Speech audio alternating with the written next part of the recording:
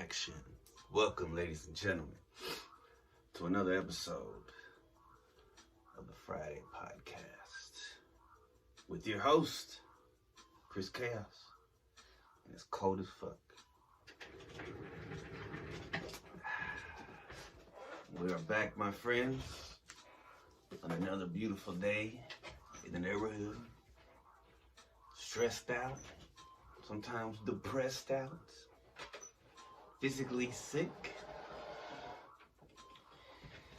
It's been wild, man. It's been wild. I can't complain. It's my reaction to situations, but I gotta learn how to figure out how to control my reactions. I feel like I've done this one before.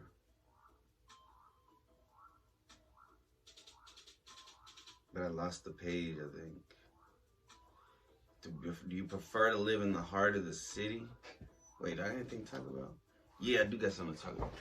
So, I realized that when I was a kid, I didn't really receive a lot of praise from my parents. And so I relied on my self-worth. My idea of self-worth was reflected on the praise I got from teachers. I was a straight A student for a long time. Once I stopped getting that praise, I started looking for praise. I got it from my peers, for making music, freestyling, partying. And now, I think I wish that I didn't feel like I needed it, but it's like when I get the opposite of praise, which is like criticism or telling me something that I know, but yeah, it's like, whoa, that shit hurts. Like I almost wanted to cry in a certain situation. Which is crazy, in my opinion. My sister says it's not.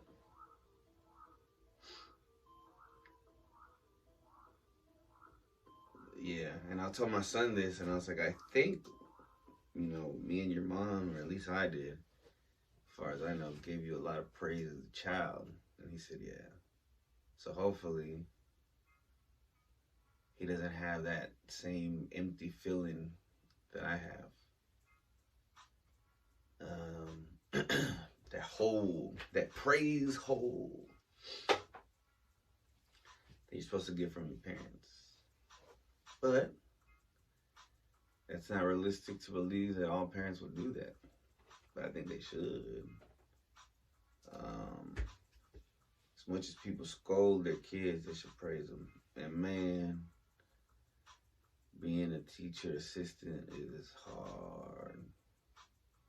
You're expected to do things that the teacher does without the degree, without the pay. And that sucks. But we get sick days, and I got sick, so everything happens for a reason, I think, still, maybe, hopefully. Yesterday was good. I recorded with the Odd Pod squad, and we added a new member. Shout out to Kevin. It was pretty dope. We were talking about dreams. The dreams that you get when you're sleeping. Did I have any dreams last night? I don't think I did.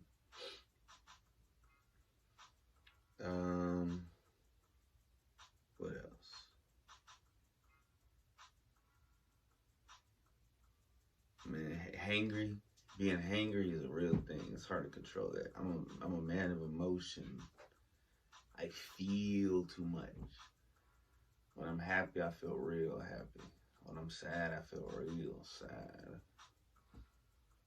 When I'm normal, I feel real normal. But it's all good, man. Life is a series of ups and downs and ups. There's a night before the dawn. Got a new TikTok going at the Odd Pods. Same handle as the Instagram. That's for the Friday Pod and the Odd Pod. Because, of course, the Friday Podcast is an Odd Pod affiliate. Excuse me. Excuse me again. Haven't seen Black Panther 1, 2. Broke, can't. This week, bro, has been an interesting week. Tuesday was good, obviously, because I didn't have to go to work. Wednesday was chill, but Monday was interesting. Thursday was interesting. Friday, I just slept. I was sick, so I just slept. The weather changed. The time changed. I don't know if my body was ready for it. But you gotta go forward, whether you're ready or not. Alright. Do you prefer to live in the heart of the city or out in the peaceful countryside? Definitely in the heart of the city. I'll be afraid to be out there alone in the country. That's how those scary movies begin. What do you think is the scariest thing about becoming a parent?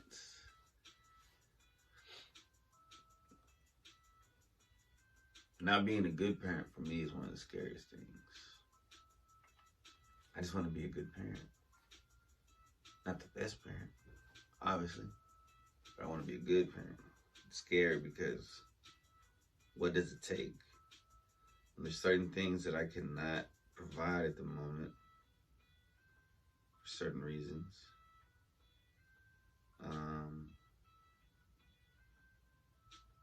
But the things that I can do, I try to excel in that. So the praise, the spending time, the quality time, going places, doing things, talking, aquariums, zoos, arboretums, toy stores, just, anything. Oh shit, I didn't even turn the light. I always forget to do that. Holy shish kebab. If you could try a job for a day just to see if you like it, what job would you choose? I don't know, man. There's not a lot of jobs that have this schedule like a teacher does. But these teachers don't get paid enough. I mean, teachers get paid pretty decent. TAs, I don't think we get paid enough, but it is what it is. Maybe nobody gets paid what they actually deserve. What one thing could you do a little better every day? And try to think positive. I mean, I think I've gotten better, but then there's some days that are just like hard moments. Outside events. But I think I've gotten better trying to be positive. I don't know. At least I think, I would hope. Have you ever hit rock bottom? Everybody has their own definition of rock bottom. I feel like, yes, I've hit a rock bottom before. Which is kind of crazy. I think I've hit a couple rock bottoms at least. One of the rock bottoms was when I was 21. And I got wasted. My son was a baby. He was like 1 year old or 2. And he was like trying to wake me up and shit. And I was like hung the fuck over. And I pulled through, man. And I went to a family birthday party. But I remember that day and I see the picture. And I'm like, oh, we were fucked up. And that night, I did a couple things that were regrettable, to say the least. Which I talked about on earlier episodes. I'm not going to go into it. If y'all want to hear that story again about my 20th. Actually, just go to the 21st birthday episode. 21st episode it's all about my 21st birthday. And then another time was when I was driving my car and it didn't have no wheels. So it was just sparks flying. And I was blacked out drunk. And I came to. And yeah, long story short, that car was fucked up for a while. Did get fixed thanks to my dad, who's, you know, it's crazy because as much of an asshole and a bully he was when I was a kid, as I got older, he really helped me a lot.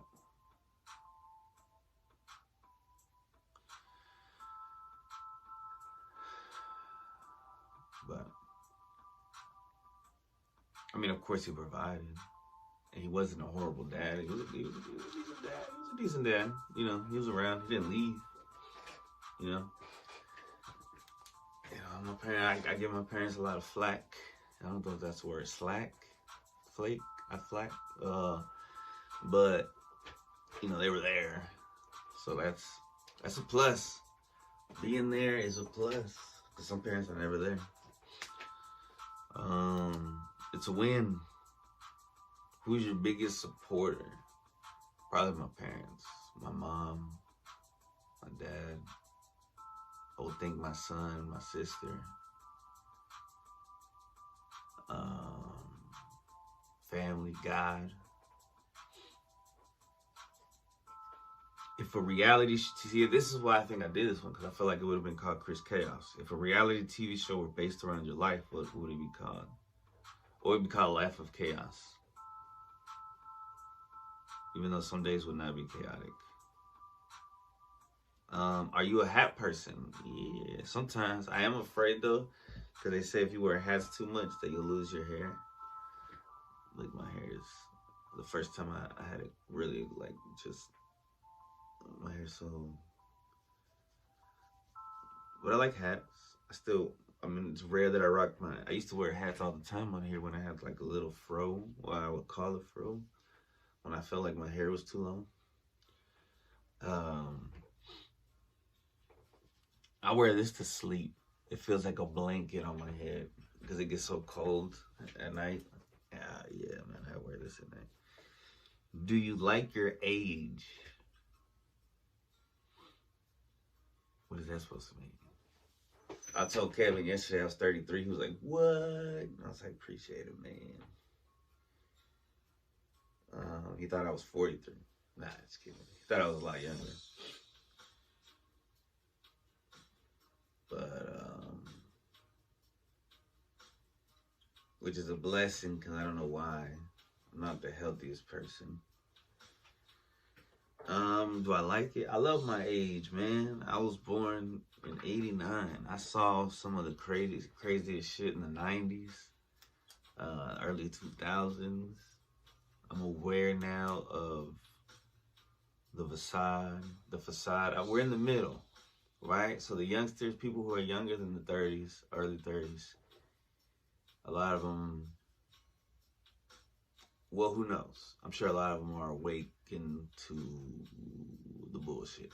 But there's a lot that were raised by the internet and social media and celebrities and shit, and so they just go with the flow and whatever they say.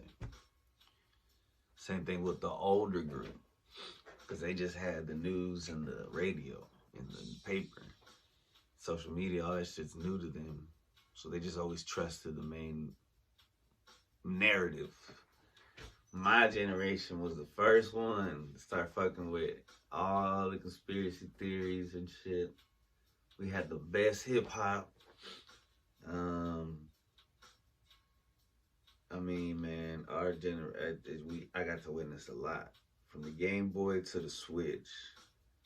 From Microsoft Windows 96 to 2020 or whatever. I don't know what it's called now. It's like Vista or some shit.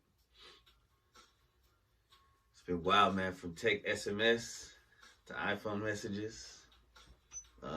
Having to plug up the computer to the wall to go online, which was crazy. Nobody could talk on the phone. What industry do you think, wait. What particular field of study were you really interested in but decided not to pursue? Psychology.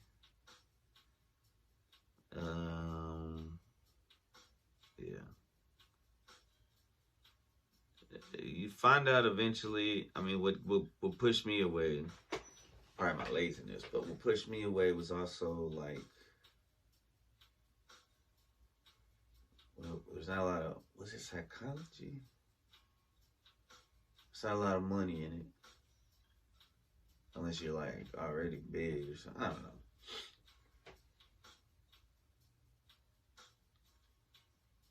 Business. I was going for business at first and I was like, this is whack.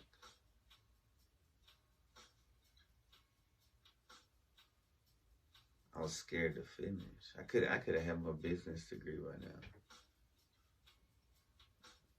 Yeah, it is what it is, man. I think I'm maybe helping more people with this than I would have like that. It's odd, isn't it? And I'm helping myself. I don't know if I would have been happy in business. What industry? Because that's the goal, to be happy. For some, that's the hardest fucking thing to do. What industry do you think is most harmful to the planet or environment? So I just saw this clip, and it's true. With the lithium batteries that they mine out of the earth, the slave labor that they're using, and the effect it's having on the environment is worse than, it's probably one of the worst industries. Lithium mining. And that's for every fucking thing that I use. That's for fucking phones, laptops, electric cars. Some people would say the gasoline company is the worst for the environment because of what they've been told. And they might be. But lithium is not helping at all. Very under-mentioned. Bad for the environment business. Because it makes money, bros. I mean, everything makes money, right? But oil is easy to... Let's blame it on oil. What do you... Because there's no face to oil. I mean, unless you think like, you know... I don't know. What do you like on your toast or biscuits? Butter and jam. Would you allow a foreign exchange student to live in your house? Nah, because what if they're a spy, bro? Have you ever had your parents told you something as an adult they kept from you as a child? I wish they would have kept more stuff away from me as a child. Just kidding. I can't think of anything. Last one. If you were going to call a family meeting, what topic would it be about?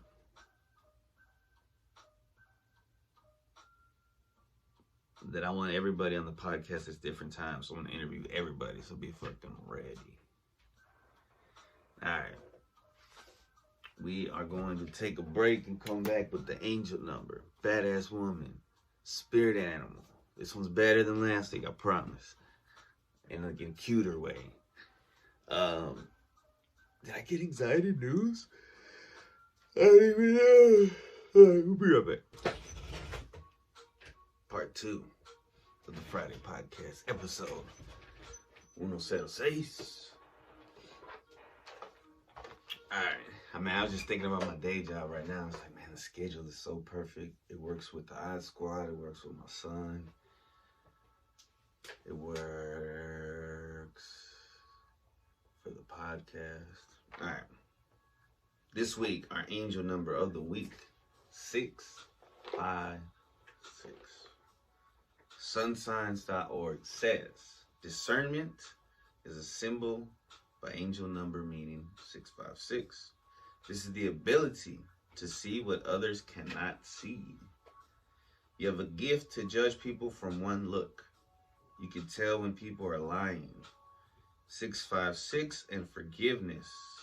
Forgiveness is a signal of 656. This is the ability to pardon people who have done you wrong. OAPublishingLondon.com says 656 tells you to develop your spirituality from the inside out. Seek enlightenment and wake up your soul.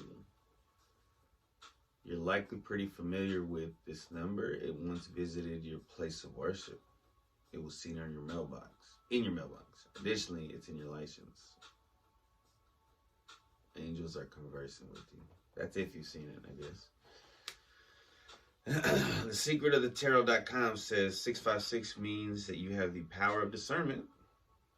That's clarification. And yeah, you can clearly distinguish between genuine friends and fake ones. This angelic sign encourages you to be tough. Do not be content to take things. Oh no. See, they spelled through, but they meant thorough. And so I thought at first that it meant tough, but continuing on, it means thorough. But that's what they were trying to spell. Do not be content to take things at their face value. Also, your angels want you to practice forgiveness. Damn. I have to forgive myself as well, man. I'm very hard on myself. Reach out to those who have wronged you. It's all good, Chris. Thanks, Chris. NumerologyAngel.com says the symbolic meaning behind 656 is the connection we have from our soul to the universe itself. One can achieve anything if they can understand why things are as they are. You need only look within yourself, as you did with 656. You knew there was more to it than just being a random event. DestinyAwakens.com says 656 revolves around feelings for loved ones and speaks to the responsibility and care for the ones closest to us. Yet it may also involve change. It's time to look within and discover what's most important to you and where your focus should be. Individuologist.com says 656 encourages you to take advantage of any possibilities that come your way because they are meant to help you improve as a person. Also, 656 angel number indicates that your financial and material concerns will be addressed while your life undergoes positive chart changes. That's interesting because right now I'm thinking, man, I gotta go sell some cans. I gotta go sell some books.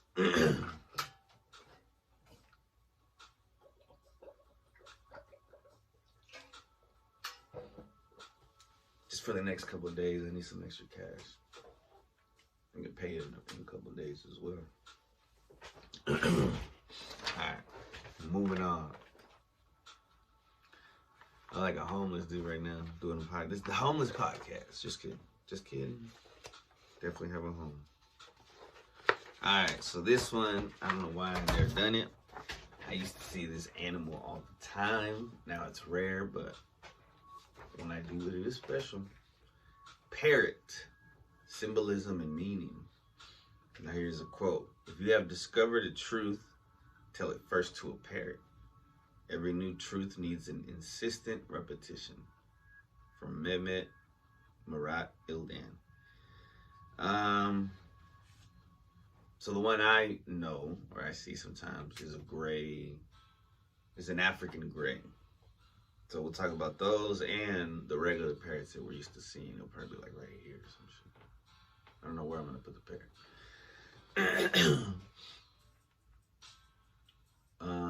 So parrots are very social and colorful, so it's not surprising to find that humans have fancied them for a long time. For such a long time, there's something about parrots that inspire your thoughts. The ancient Egyptians also loved parrots, specifically the intelligent African gray. While people think of parrots as talking birds, not all do. Some sing or reproduce sounds instead. Parrots that can talk are the larger ones. The creatures can learn up to 100 words, along with sounds like a doorbell, alarm clock, or the barking of a dog. Their mimicry gives parrots symbolic ties with communication and a bit of whimsy for good measure. People can thank Alexander the Great for bringing parakeets to Greece, and there is even a breed of parakeet named after him. Once introduced, I guess parakeets are also parrots. The Greeks and Romans started keeping parrots, particularly in noble families. They had created cages fashioned from precious metals and stones. It was a servant's place to care for the parrot, which turned out to be quite a treat for both the bird and servant alike. On the other side of the pond, Native Americans were already aware of parrots when the Pilgrims arrived. The tribes gravitated toward colorful varieties. They were not alone. In the later travels of Columbus, he brought 2 Amazon parrots from South America on his return trip from Europe. The parrot became a gift to Queen Isabel. Some people might envision pirates having a parrot on one of their shoulders, but another historical tidbit offers more symbolism. Even the famed English ruler Henry VIII kept an African gray parrot at his Hampton court. At the time, parrots were common. What if they were, never mind. Because I accidentally said gay parrot. What if they were like flamboyant? That'd be pretty cool. At the time, parrots were common companions of Portuguese sailors. Oh. During their long trips across the ocean. In this role, parrot became a confidant, comrade, and shipmate whose chatter provided a much-needed distraction. A parrot's words, blurted out with no sense of time or appropriateness, remind you of the necessity of mindfulness. What messages do you want to send? When is the best time to send them? A parrot repeats what they hear for boon or bane, given the phrase, watch your words. Only meaning. Another way to look at parrot symbolism is that they say the same things repeatedly. Repetition gives parrots symbolic ties to mantras, affirmations, incantations, and chanting. When said with intent, repeated words can help align you with the energies you need to change in your life. Wait, what website is this from? I hope I wrote it down. Holy fuck. I'll put it in the description. Or I'll put it on the top right here somewhere. But I should put it in the description. There is a large variety of parrots in terms of both size and coloring. You could have a blue-eyed cockatoo that sees into your soul, the umbrella cockatoo that covers you during figurative rainy times, the crimson rosella parakeet filled with fire element energy, and the African gray, which can be quite the handful, being so smart. Definitely a handful.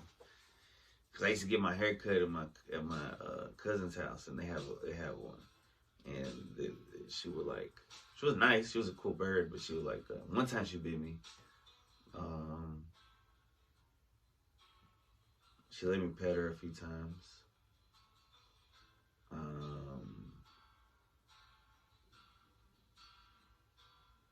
Yeah. But she would always like come to my feet, like she would always like, it seemed like she liked me. Like when I was getting my haircut, I was kind of scared. I was like, oh shit, I know she's gonna bite my toes or something. She would always get closer and closer. And she would dance and shit sometimes. It was pretty tight. I would beatbox and go like that, and sometimes she would do it.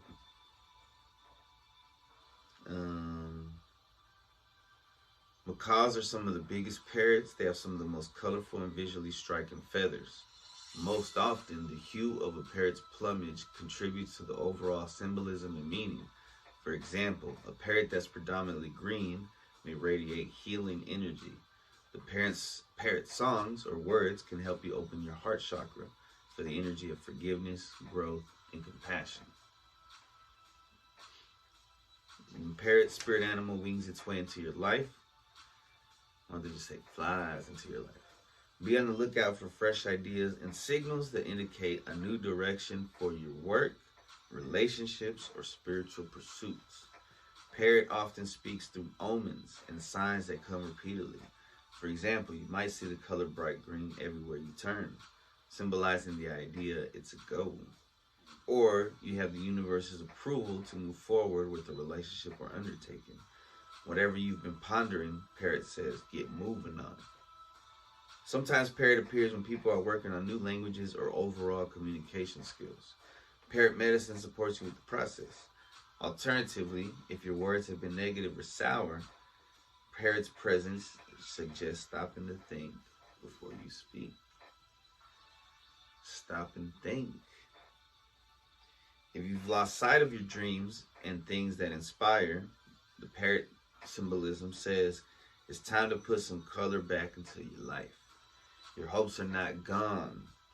There's still a chance to achieve your aspirations. Repeat the steps you took years ago with the wisdom and skills you have now. You will find your way. Hey, I like that. Repeat the steps you took years ago with the wisdom and skills you have now. You will find your way. Another reason parrot spirit appears in people's lives has to do with color. Look around you. Do you work in a dark or bland space? What about your home? Does it have plenty of sunlight and paint or decorations to uplift your mood? If not, you need to address the issue. Be it in the way you dress or the meaningful knickknacks you bring into your space. Love me some knickknacks. That's why I love being home. Parrots were not native to North America, but in South American tribes, they appear in various tales. Parrot feathers were part of native trade throughout Central America into the Plains Indians' territory.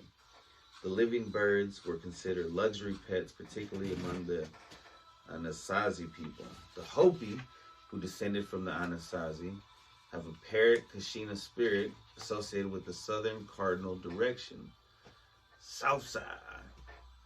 Pueblo tribes say parrot represents fertility. There are parrots featured among clan animals, including the Zuni and Pueblos. Pueblos also have a tribal parrot dance.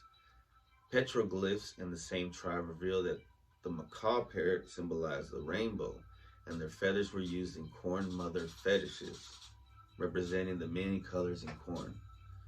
I don't know what fetishes means in this context. The plumage also, I don't know how to say that either, also became part of prayer sticks. In South America, the Bororo,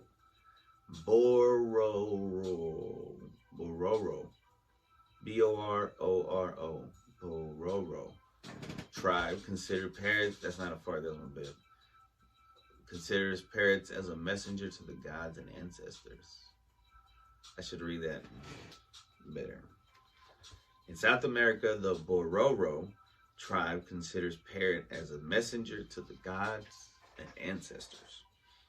The Hindu parrot, symbolic meaning, parakeet, which is a parrot, repeatedly appears in Indian folktales. Specifically, the parakeet is sacred to the god of love, Kama, who rides upon a parakeet steed. Parakeet's depiction here is with a red beak and green feathers, both of which symbolize fertility. In South Indian regions, various goddess images include a handheld parakeet who is a messenger spirit. A collection of Sanskrit tales called the Subhasetate contains 70 parrot stories. Someone reads a single story each night to keep a woman from visiting her lover while the husband is abroad. The narratives center on illicit meetings that go awry, and how the characters get out using their keen wits. At the end of 70 days, the husband returns from abroad, and the woman forgives also such acts of having a tryst. Following is the Yoruban parrot legend of the African gray. Legend has it that the African gray parrot was not always gray, nor did he have red tail feathers. God decided one day to have a contest among the birds to see who had the most beautiful plumage. All the birds in the world primped and preened. All that is, but the African gray, who was white at the time. The parrot did nothing, which made other birds very suspicious. In their desire to win the contest, the birds spoiled the parrot. One dumped ash on it, and another had a powerful medicine person cast a spell, turning the parrot's tail red. They figured these changes would keep parrot out of the contest. But upon the day of choosing, God awarded the prize to parrot. Why? Because the bird came as itself, and because God saw its beauty within. To this day, the African gray remains with his sooty feathers and red tail. Parrot dreams. If you dream of a parrot, it may mean that you are repeating patterns from other people, not all of which may be healthy, or you are repeating the same behaviors and never making progress. Flying in the air, parrot symbolizes a tendency to please others before themselves. Caged parrots in dreams means you haven't integrated lessons that you've observed in your life. That's pretty tough, man. Putting into action what we've learned. But it must be done. It's the goal. A parrot repeating the same things in your dream has two potential interpretations. One is that someone close to you is mocking your efforts. Alternatively, the said person is not truthful. Take care in what you trust from this person. Parrots represent a variety of things in China. Seeing the birds migrating to breeding grounds meant that it was time to plant crops. Parrots in flight were often an omen of coming rain. During the Tang dynasty, parrot was declared a divine bird favored by emperors. Generally, the birds represented long life and freedom. Two parrots are an emblem of devotion and enduring love. Having the image of a parrot on your roof was an auspicious and protective, encouraging, positive chill. Let's take another break and we'll come back with, let's see, what do we have coming up? Oh, we do have an anxiety news, we do have a movie review, and we have a badass woman in her turn.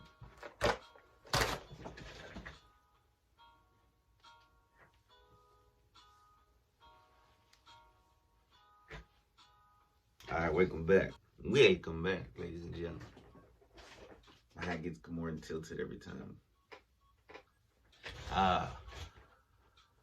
Anxiety news. Anxiety news. I didn't feel like moving the camera and cleaning up my desk, and I didn't feel like doing none of that shit, broski, so I apologize. Well, I apologize. Alright, anyway. Anxiety news today, this week, comes from ScienceDaily.com. How early fears play role in future anxiety / depression. Man. This came out October 26th. I try to stay up to date on the anxiety news. Sometimes it's hard to find. Sometimes I gotta wait a few days. October 26, 2022. Source, UTD. Shout out to University of Texas at Dallas. Went there for two classes, one semester. So, summary. A recent imaging study has identified early risk factors that could foretell whether an individual might develop depression in adolescence and early adulthood, finding that people who are more inhibited in early childhood and who also don't respond typically to potential rewards as adolescents are more vulnerable to developing depression later in life than they are to anxiety. That's the summary? I don't get it. All right, here's the full story.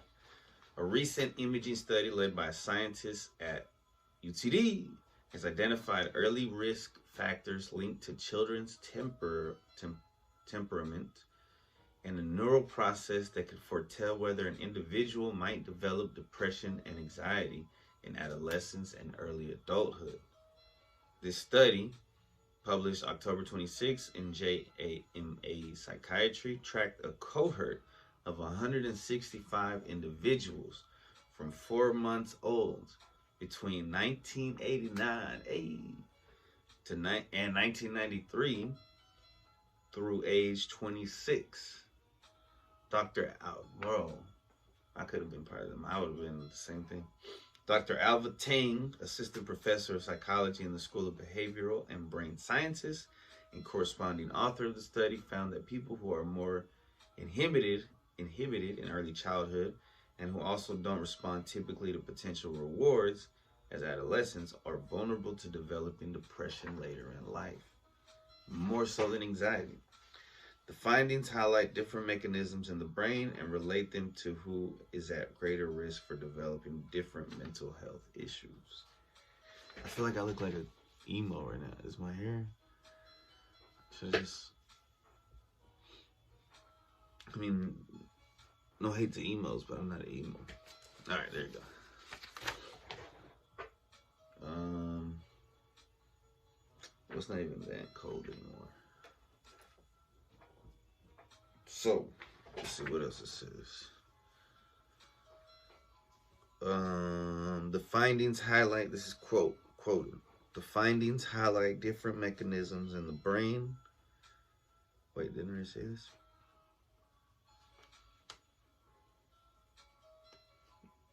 Different mental health issues, said Tang, who conducted the research at the University of Maryland, College Park, before joining UT Dallas in August. These results could inform the development of prevention-oriented treatments tailored to the individual. So I have to make sure it looks decent.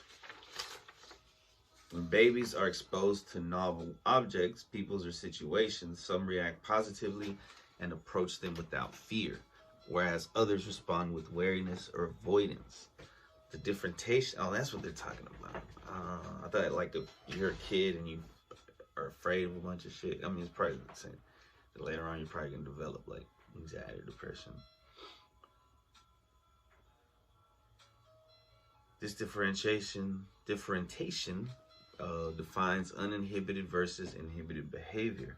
We know that inhibited children are more likely to have anxiety disorders later, particularly social anxiety that begins in late childhood to adolescence.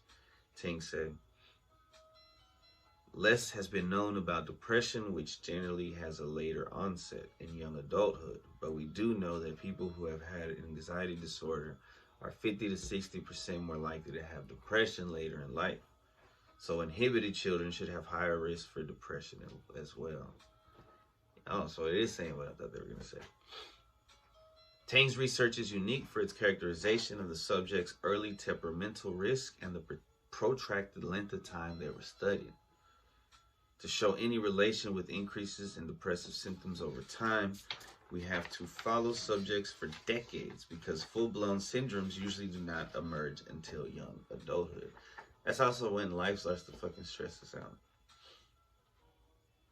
Because it wasn't designed for happiness. We're designed to go work and make businesses successful, and that is supposed to equal our success, and that becomes an empty spiral. All right. Tang's research is unique for as young children, the subjects were categorized as either inhibited or uninhibited. As adolescents, they underwent functional MRIs while completing a task to measure their brain's reaction in anticipated rewards. In this case, trying to get money. Win money. We looked at the ventral striatum, a brain region well studied in terms of understanding depression in adults, to see if it's tied to maladaptive processing in the reward center of the brain, Tang said. Some study participants showed a blunted response in this brain region in reaction to potential monetary reward. The researchers found that the association between inhibition at 14 to 24 months of age and worsening depressive symptoms from age 15 to 26 was present only among those who had also showed blunted activity in the ventral striatum as adolescents. There was no similar association with anxiety. We found that behavioral inhibition was related to worsening depressive symptoms into adulthood. This supports the assertion that this temperament shows a stronger relation to developing anxiety in adolescence, but in adulthood, it is tied more strongly to depression. However, not all inhibited children develop anxiety or depression. Of course not. There's always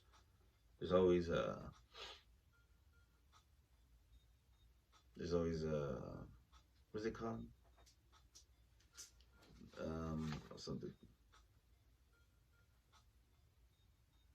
Contradictions to the rule? No, there's always exceptions. There's always exceptions to the rule.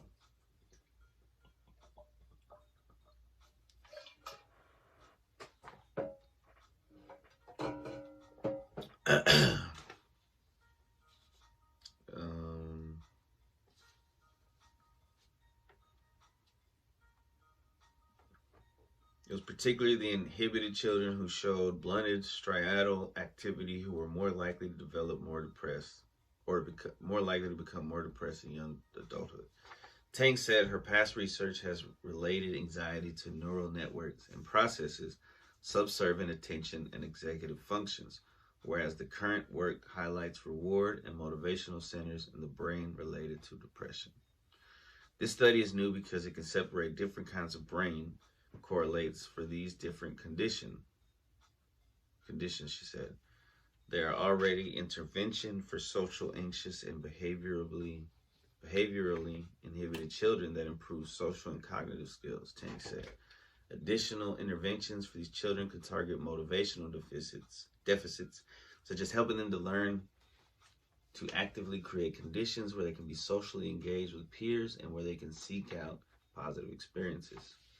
She said that future studies could examine the efficacy of programs that target maladaptive reward processing among anxious youth in reducing risk for later depression.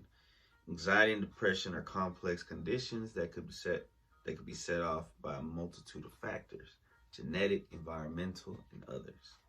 Here we show strong evidence that both early temperamental risk factors and maladaptive neurocognitive processing of rewards are involved in contributing to the development of depression. Interesting. So if a kid doesn't care about getting rewarded with shit, that's what kid doesn't want to get rewarded. I mean, I guess I see that. There are some that don't give a fuck. But damn, that's pretty interesting. Pretty interesting indeed. Alright, so movie review. We talked about this on the Odd Pod about movies that made us cry. I'm not gonna cry right now, but for some reason it's just fucking with me wearing the glasses and the light and the reflection and the reflect is fucking crazy. Toy Story 4. So a little background. So it's a 2019 American computer animated comedy drama film produced by Pixar Animation. See, they knew what they're doing because it makes you laugh and makes you cry. Fourth installment in Pixar's Toy Story series, and the sequel or epilogue to Toy Story 3, which came out in 2010. Damn, so it was 9 years prior. It was directed by Josh Cooley in his feature directorial debut, from a screenplay by Andrew Stanton and Stephanie Folsom. They conceived the story alongside John Lasseter, Rashida Jones, Will McCormack, Valerie LaPont, and Martin Hines. Wow, Rashida Jones, she's like in the writing. She was on Community. Tom Hanks, Tim Allen, Annie Potts, Joan Cusack, Don Rickles, Wallace Shawn, John Ratzenberger, Estelle Harris, Blake Clark, Jeff. I didn't know that Don Rickles was Potato Head. That's amazing. Bonnie Hunt, Jeff Pidgeon, Jeff Garland, pretty tight. Kristen Shaw and Timothy Dalton reprise their character roles from the first 3 films. I wonder who Jeff Garland plays or voices. And are joined by Tony Hale, Keegan Michael Key, Jordan Peele. They're pretty funny on it. Christina Hendricks, Keanu Reeves, he's pretty good, and Ali Mackay, who voiced new characters introduced in this film. Set after the 3rd film, Toy Story 4 follows Woody and Buzz as the pair and other toys go on a road trip with Bonnie, who creates Forky, a spork made with recycled materials from her school. Meanwhile, Woody is reunited with Bo Peep and must decide where his loyalties lie. The film is dedicated to John Rickles, the voice of Mr. Potato Head, and animator Adam Burke, who died on April 6, 2017 and October 8, 2018, respectively. So Don Rickles passed in 2017 and Adam Burke passed in 2018. It premiered in LA June 11th, 2019. It was released in the US on June 21st. It grossed $1.073 billion.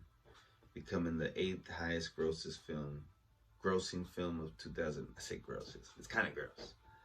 2019. Like its predecessors, the film received critical acclaim with praise for its story, humor, emotional weight, musical score, animation, and vocal performances. The film was nominated for 2 awards at the 92nd Academy Awards. Won in Best Animated Feature and received numerous other accolades. It deserved it. It's fucking great. The developments. In 2010, Toy Story 3 director Lee Unkrich said that Pixar was not planning another Toy Story film, saying it was really important to me that this film, that we not just create another sequel. that it's not just another appendage coming off of the other two. There may be opportunities for Wood and Buzz in the future, but we don't have plans for anything now. Tom Hanks and Tim Allen had tentatively signed on to reprise their roles of Woody and Buzz. Hanks stated the following year that he believed Pixar was working on a sequel. Rumors, bro, they get paid so much because the movie gets made so much. I mean, it's incredible. It's so universal. Rumors arose that Toy Story 4 was in production and slated for release for 2015, but Disney dismissed these rumors in February of 2013. They didn't announce it until November 6th, 2014.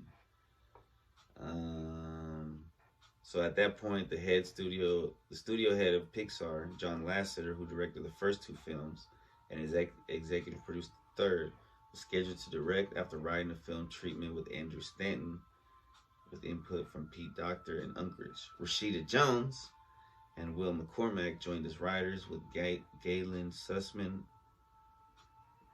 returning as a producer from Ratatouille. That's a pretty good movie as well. What's even better is Everything Everywhere All at Once, where she mentions it, but she thinks it's Raccoonatouille or some shit. Lasseter explained that Pixar decided to produce a sequel because of their pure passion for the series and that the film would be a love story. He felt that Toy Story 3 ended Woody and Buzz's story with Andy so perfectly that for a long time Pixar never even talked about doing another Toy Story film.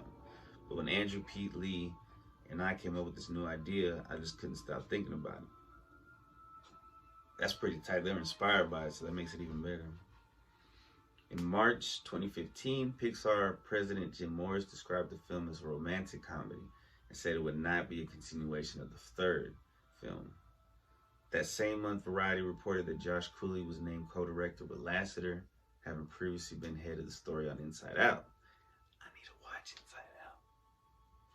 According to Lasseter, the film was kept so secret that even Morris and his boss Edwin Catmull had no knowledge of it until the treatment was finished. I don't know what that means. He stressed that we do not do any sequel because we want to print money, but rather to tell a new story. Cooley later revealed that development of a fourth film had actually begun shortly before the release of the third film. So what? Wikipedia is wild, bro. What is it? Did they have it or did they whatever? Because what if they're just making it up just to give it a story, just because they don't want to make it seem like they're just printing money?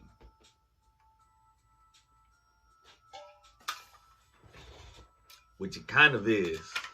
I mean, call a spade, you know.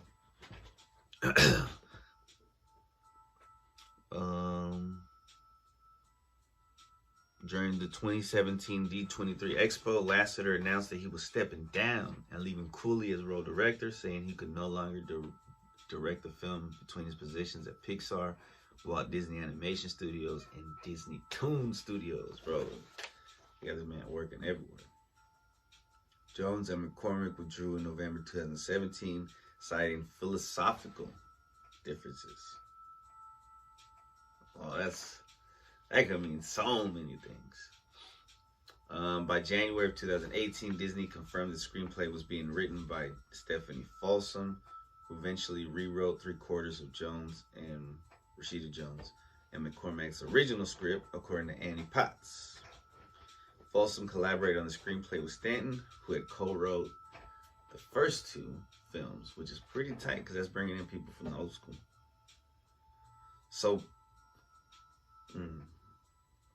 that's kind of tough stuff.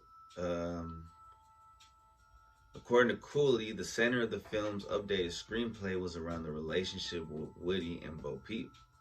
Bo Peep had been absent in Toy Story 3, explained narratively as Bo Peep having been given away. This had set the stage for the conclusion of the third film, with Woody getting the idea to give Andy's toys to Bonnie.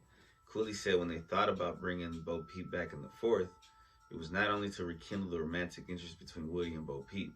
Bo Peep's becoming a lost toy also reflects a fear Woody has had through the series and challenges his worldview. Oh, I just got chills. But probably because it's cold. By September 28, 2018, recording for the film had begun. Allen said that the film's story was so emotional, he couldn't even get through the last scene. Similarly, Hanks called the film's ending scene a moment in history. On January 30th, 2019, Hanks and Allen finished recording their characters' voices. Yeah, man, that's what it was, because it changed his worldview. He was always afraid. Sometimes what you're most afraid of can be the best thing for you. That's crazy. It's heavy. It's too heavy for a fucking Pixar, but Pixar is heavy. Man, I ain't got no caffeine. I go buy some. I feel like my ponytail's kind of crooked. Kind of crooked. All right, I'm gonna take one more break. We'll come back to Badass Woman in History and wrap this baby up.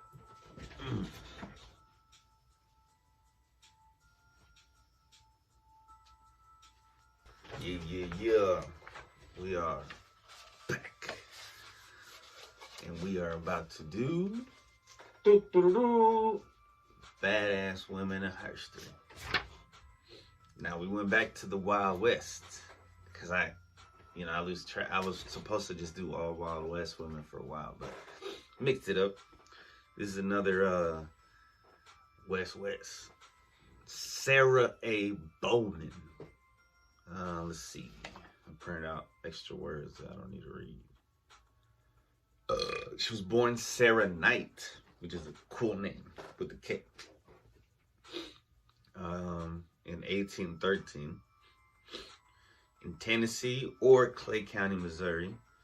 She died December 22nd, 1866 in Fort Yuma, California, U.S. Other names: the Great Western Heroine of Fort Brown. Occupation: innkeeper, restaurateur, and madam. Her spouses: her first one was unknown. The second one was Borginis. Her third was Alfred J. Bowman. So Sarah A. Bowman, also known as Sarah Borghini or Sarah Bourdet, was an Irish-American innkeeper, restaurateur, and madam, as I said before. Okay, let me keep going. She gained fame and the title Heroine of Fort Brown as a camp follower of Zachary Taylor's army during the Mexican-American War. Following the war, she operated an inn in Franklin, Texas, which is now El Paso, before settling near Arizona City, now Yuma, Arizona. Over the course of her life, she was married multiple times, often without legal record or the blessing of a priest, and was known at various times by the names Bogini, Bourget, just other Davis, Bowman, and possibly Foyle. Following her death, she was brevetted an honorary colonel and buried with military honors in the Fort Yuma Cemetery. Her story became part of American popular culture. I never heard of her until today. Well, actually, until I looked, there was like a list. Bowman is believed to have been born Sarah Knight sometime between 1812 and 1813. The 1860 census indicates her birth may have occurred as late as 1818 in either Tennessee or Clay County, Missouri. Raised on the American frontier, she received no formal education. I need to turn down the music. Hold on, guys. This song is the loudest song. It's so crumb. Dance break. Okay. Can I dance? So, she was raised on the American frontier, no education, is believed to have been illiterate due to her use of an X on business and census forms. Despite the inability to read and write, she was bilingual by her later years, with a priest near Fort Yuma noting that she was the first American woman he had met fluent in Espanol. Physically, Bowman was an unusually large woman, standing 6 feet tall and reportedly weighing 200 pounds. She was described as a remarkably large, well-proportioned, strong woman of strong nerves and great physical power. Other observers noted she had an hourglass figure. Due to her large size, she was nicknamed the Great Western, an apparent reference to the SS Great Western, for a time the largest ship afloat. Bowman also possessed skills to complement her Amazon-like physique. Texas Ranger John Salmon Ford said of her, "She could whip any man, fair, fight, or foul, could shoot a pistol better than anyone in the region, and at blackjack could outplay or outcheat the slickest professional gambler." Several tales are told of Bowman in her early years. Well, I'm running out of ink. The first is that she and her husband had accompanied Zachary Taylor during this campaign during the Seminole Wars. There's no record of a woman matching Bowman's description accompanying Taylor, but such an event would help explain her later loyalty to him. I mean, why would they write her down? A second tale claims Bowman was in love with Taylor. If this is true, there is no evidence the affection was returned. Man, I'm sensing a lot of hate on whoever wrote this shit. Mexican-American War. The first documented record of Bowman appears in 1845 at Jefferson Barracks, Missouri.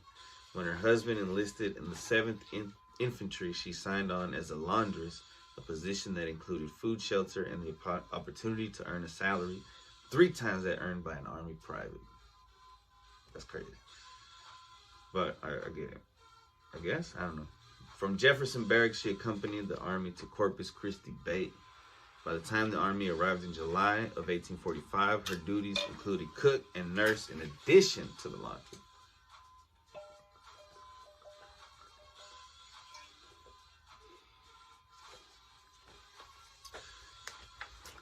When they see you're capable, man, they'll make you do a bunch of shit. Even if, until you decide you can't do it anymore. The Army remained encamped among the Nueces River till March 1846, almost a year or more. When they received, I'm not doing math right now. When they received orders to advance to the Rio Grande, instead of following her husband, who was ill, and most of the military wives on ships down the coast, Bowman purchased a wagon and mule team and followed the Army on land. She handled the trek with skills the best teamster in the train might have envied. The first encounter between American and Mexican forces came on March 21st, 1846, during the crossing of Arroyo, Colorado. As the Americans approached the steep embankment, bugles rang out on the other bank, accompanied by the warning, "Cross this stream and you will be shot." Upon seeing the column halted, Bowman rode to the front and told the commander, "If the general would give me a strong pair of tongs, I'd wade that river and whip every scoundrel that dared show himself." In addition to the tool, tongs was at the time slang for men's trousers. Inspired by her example, the American troops made the crossing, scattering the opposing troops in the process. She inspired them, bro. She was like, I don't give a fuck. Heroine of Fort Brown. Sarah Borghini depicted as the... Oh, that's because of a picture of that. By May of 1846, Bowman was married to her second husband, a man named Borghini, spelling's varied. Her husband was assigned to Fort Texas, later renamed Fort Brown, where she operated an officer's mess, like the mess hall, I guess. When Taylor withdrew the majority of his troops to confront the Mexican army near the coast, forces in Matamoros, stationed directly across the Rio Grande, responded by besieging the fort. The Mexican bombardment began May 3rd at 5 a.m. While most of the women in the fort retreated to the bunkers to sew sandbags, Borghini remained at her cooking fire and served breakfast at 7 a.m. For the next week, she prepared food and coffee for the besieged fort, carrying buckets of coffee to the troops manning the fort's guns, even finding time to care for the wounded and other women. Her schedule of 3 meals daily was continued, even though bullets struck both her bonnet and bread tray. She also requisitioned a musket in case the fort was stormed. Following the siege, Borghini became... I hope I'm saying that right. Borghini came to the attention of U.S. newspapers, who named her the heroine of Fort Brown. Stories of her exploits were published in both Philly and New York City. One correspondent even went out of his way to extol her virtues and fight any tongues of slander that might be directed toward her character. The press, media always been doing that shit, trying to start some shit. If anybody talks shit about this woman, nobody was trying to talk shit. Battle of Buena Vista. Following Fort Brown, Borguines, I like Borghini, but I think it's Borguines, briefly established a boarding house called the American House in Matamoros. In addition to food, lodging, and stables for soldiers' horses, the establishment also served as a saloon and brothel. What's up? This establishment proved quite popular, with one soldier describing it as the headquarters for everyone. As Taylor's force moved into Mexico, the American House moved with the army first to Monterrey and then to Saltillo. While Borguines was not involved in the Battle of Monterrey, she did see action during the Battle of Buena Vista. During the conflict, she prepared food and coffee, reloaded weapons, and carried wounded off the field of battle. Damn. That's heavy. Like, literally, people are fucking heavy. Her attention to the injured even earned her the nickname Dr. Mary. Legend claims she received a saber wound to the cheek while working a cannon position before slaying the Mexican soldier who cut her. Another incident involves a retreat in private. The soldier ran into Borguines' restaurant yelling that Taylor had been defeated. She responded by punching the private in the face and telling him, "You damn son of a bitch, there ain't Mexicans enough in Mexico to whip old Taylor. You just spread that report and I'll beat you to death." Damn. It's kind of funny.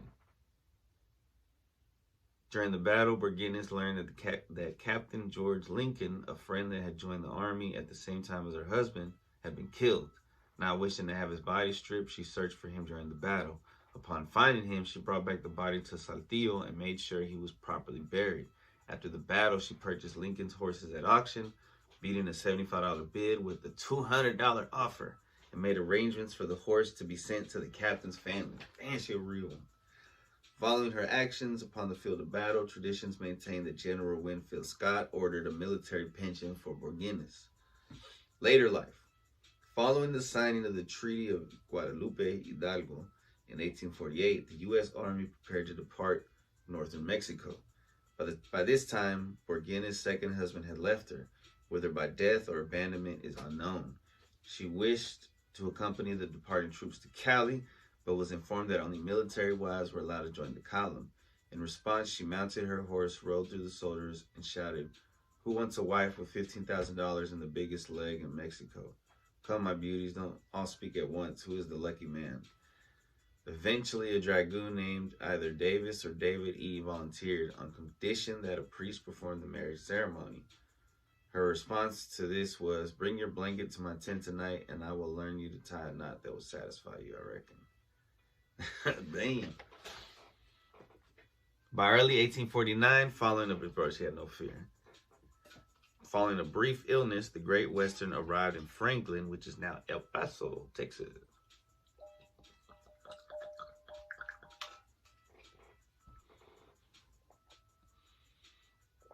Without a husband,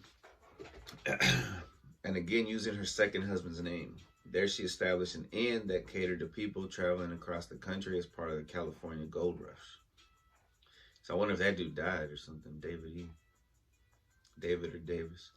In the process, she became known as El Paso's first Anglo woman and the town's first madam, gaining a reputation as a whore with a heart of gold. Why is there no movie of this?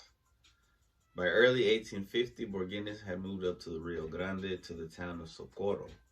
There she lived with a man named Juan Duran and 5 girls, possibly orphans, with the last name of Skinner. Well, she finally hooked up with a Mexican after the war. Shortly thereafter, she married Alfred J. Bowman, a dragoon in the U.S. Army. Following his discharge on November 30th, 1850, the couple moved west, Fort Yuma. Well, I'm not sure if she actually hooked up with him. She just lived with him. Bowman arrived at Yuma Crossing in 1852. Yuma's first business operator. She cooked and did laundry for the officers of Fort Yuma while her husband prospected. One of the fort soldiers noted she has been with the army 20 years and was brought up where she keeps the officers mess. Among her other good qualities, she's an admirable pimp. She used to be a splendid looking woman and has done good service, but is too old for that now. Damn. After a time, Bowman opened a hotel near the fort, along with other businesses near Fort Buchanan and Patagonia, Arizona. In addition to her business interests, she adopted a number of Mexican and Indian children. That's dope. Bowman died December 22nd, 1866 from a spider bite. It's definitely a movie. Following her death, she was brevetted in honorary colonel and buried with military honors in the Fort Yuma Cemetery. In 1890, following the decommissioning of Fort Yuma, she was exhumed and reburied at San Francisco National Cemetery in a grave marked Sarah A. Bowman. That was 15 exactly. I'ma start get rapping. Cause they might start attacking. If your homies start slacking. Man, they better start backing up. Cause I'm about to start attacking. What? Yeah, I got the whole captain on the, I don't know. I was gonna freestyle to this other beat. Man, appreciate y'all for joining once again. Thank you for subscribing, liking, sharing, posting, caring, roasting. You know, it's all good. Let's see. Let me find a beat and we'll come right back and I'll do a freestyle and end it. Yeah. Alright. Because I don't have no caffeine in me. I haven't eaten shit. I'm just going to read the flow that I wrote in the summer. And I think it goes with this beat. And this is just a random flow I wrote. Yeah. I elevate myself so I don't hate myself. You gotta love yourselves. It ain't just drugs and wealth. It's about hugs as well. Handshakes and daps. More important what's inside than outside your caps. They've outlined the trap. And it's just that attack. To keep us crabs in the bucket so we don't see the fact that pushing keys may be a disease for kings. Taking advantage of my lead to a fall from fiends. Revenge is best served cold and karma's usually slow. Don't let green ruin dreams or hate fake up your flow. Don't let greed ruin dreams or hate fuck up your flow. I meant to say, but love is the weapon, the tool, and the goal. You can get guns, lift weights, and be swole. But at the end of the day, God will judge your soul. Were you kind to all others, or did you put on a show? If you don't understand life, look at the blind, still living by enjoying all the sounds, feels, and vibes. I fucked that up horribly. Horribly. Alright, let me try this one. Fuck the hocus pocus, what you see is what you get. My flow is non-GMO, free of fake shit. Your mama said I was a pro, your sister said I'm the best. Your father paid respect, and of course you'll be next. I fly higher than the jets and those Hollywood pets. The ones on the Xannies and perks prescribed from vets and their owners who are stoners. I'm higher than the checks with private funds from the parents and they've never broke a sweat. We're all dealt different hands, but we're all really bleed. Some of us didn't have the same... Wait, what? Oh. We're all dealt different hands, but we're all blessed. Some of us didn't have the same type of stress. I don't like to gamble. But right now, I make a bet. Contrary to their thought, I can cheat and still wreck. Symbiotic with the beat, I feel the heat from my neck. Spitting fire like a cannon, I'm jamming with the set. Every song is a cannon from my worst to the rest. Each bar is like a bullet, so you better get your vest. I read the Bible as a child and I picked it up again. Trying to read it from beginning to the end. In fact, I'm almost done in the middle of Apocrypha. I've never been dumb, I just made some decisions, bro. But they all led me here to the point of no fear. 2022 ain't like any other year. I've never been wiser than I am right now. My destiny as a child will survive or be proud. Sometimes I pray out loud, other times I'm quiet. I can move smooth through a crowd, or I could start a riot. I'm the yin and the yang of hip-hop, the game. I'm on top like a drop top, broken the game. You can say I'm like chain gang, the way I smoke lane. And I can tell you want pain, the way you stroking the flame. Let me put you on the game, you and I aren't the same. Bro, it's very hard to read these right now. And I'm whatever. I'm exhausted. I need to go buy an energy drink. I love y'all.